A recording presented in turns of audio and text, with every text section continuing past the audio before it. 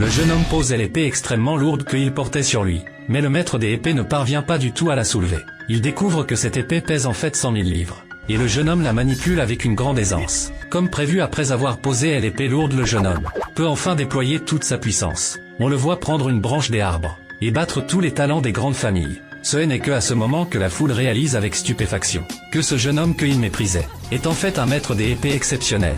Il s'avère que le jeune homme est un saint inné de l'art de l'épée, doté d'un talent extrême pour l'épée. Et depuis son enfance il apprend l'art de l'épée avec le plus grand épéiste du monde. Après 5 ans d'apprentissage, il a atteint le niveau où il peut couper LOD un seul coup d'épée. Parmi les jeunes il est déjà invincible depuis longtemps. Mais le maître craint qu'il ne devienne arrogant à cause de cela. Alors il lui dit toujours qu'il est encore un novice. Pour forger la volonté du jeune homme, le maître sort une épée de fer pesant plus de 10 000 livres. Et demande au jeune homme de la porter tous les jours pendant l'entraînement. Et même de ne pas l'enlever pendant son sommeil.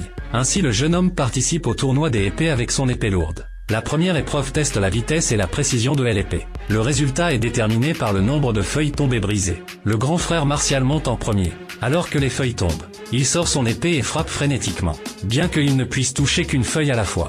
Mais dans le temps imparti il touche avec précision 12 feuilles. Ce score est déjà très impressionnant. Ensuite c'est au tour de la grande sœur Martial.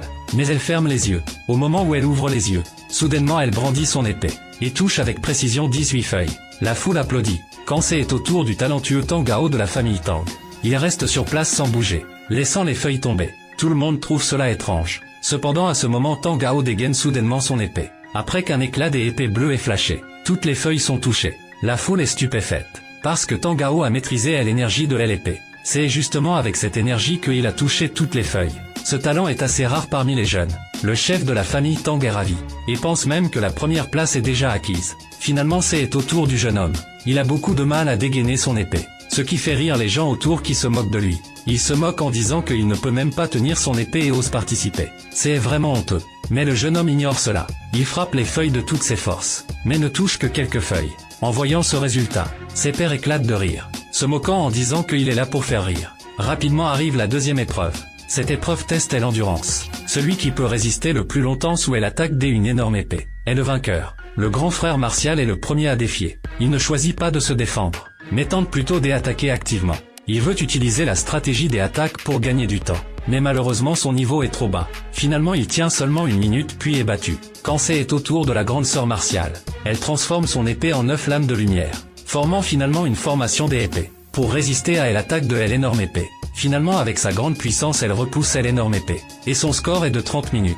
Ensuite c'est au tour de Tang Gao.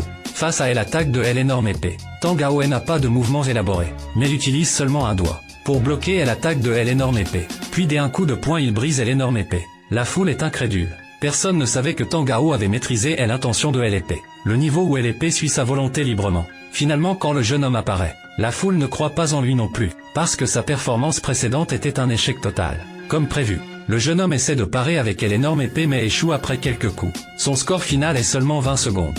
Il devient le dernier. Rapidement arrive la dernière manche, qui est aussi l'épreuve de combat la plus importante. Le gagnant devient directement le premier. Le chef de la famille Tang se vante, et fait que Tang Gao défende directement, pour éviter de perdre du temps. Tang Gao est très arrogant. Il bat le grand frère Martial en un seul mouvement. La grande sœur Martial n'est pas d'accord. Elle utilise sa technique la plus puissante.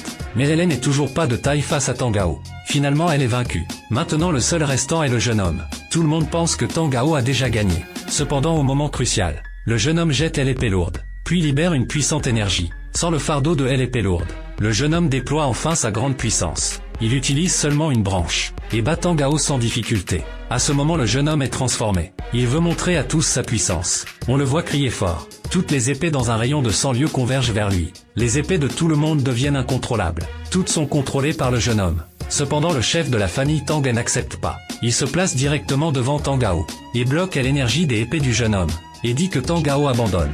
Cependant quand le jeune homme retire son énergie des épées, le chef de la famille Tang dit que le jeune homme a triché, et même se prépare à punir le jeune homme lui-même. Penses-tu que le jeune homme peut battre le chef de la famille Tang?